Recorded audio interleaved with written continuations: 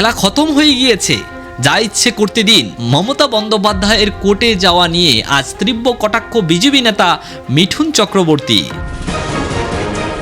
18তম পশ্চিমবঙ্গ বিধানসভার প্রথম অধিবেশনে আজ শাসক ও বিরোধী শিবিরের দ্বন্দ্বের প্রথম দিনেই চরম বিশৃঙ্খলা। উত্তরবঙ্গের প্রথম বিধায়ক হিসেবে ইতিহাস গড়লেন বিজেপির রবীন্দ্র ঘোষ। বিনা প্রতিদ্বন্দ্বিতায় নির্বাচিত হলেন বিধানসভার নতুন স্পিকার।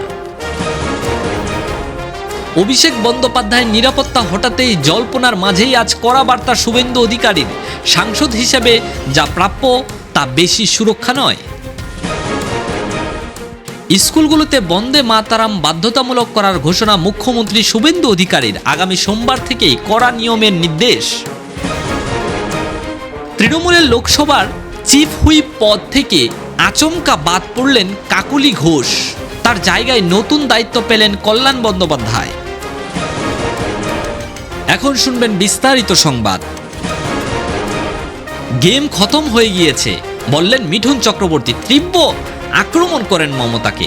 মমতা বন্দ্যোপাধ্যায়ের আজ আচমকা আইনজীবীর পোশাককে হাইকোর্টে যাওয়া নিয়ে পাল্টা কড়া প্রতিক্রিয়া দিয়েছেন মহাগুরু তথ্যবিজীবী নেতা মিঠুন চক্রবর্তী। আজ সংবাদ মাধ্যমের মুখোমুখি হয়ে মিঠুন বলেন, উনারা এখন যা ইচ্ছে করতে পারেন, কিন্তু আসলে উনাদের পলিটিক্যাল গেম খতম হয়ে গিয়েছে। আদালত নিজে কাজ করবে এবং নাটক করে লাভ নেই। বিধানসভার প্রথম অধিবেশনেই তুমুল বিশৃঙ্খলা। আজ থেকে শুরু হয়েছে 18তম পশ্চিমবঙ্গ বিধানসভার প্রথম অধিবেশন। কিন্তু প্রথম দিনেই বিধানসভার অভ্যন্তর রণক্ষেত্রের রূপ নেয়। ভোটের ফলাফল এবং ভোট পরবর্তী হিংসা নিয়ে শাসক দল বিজেপি এবং বিরোধী দল তৃণমূলের বিধায়কদের মধ্যে তীব্র কথা কাটাকাটি ও হট্টগোল শুরু হয়, যার কারণে স্পিকারকে অধিবেশন সাময়িকভাবে স্থগিত করতে হয়েছে। বিনা প্রতিদ্বন্দ্বিতায় স্পিকার নির্বাচিত রবীন্দ্র ঘোষ।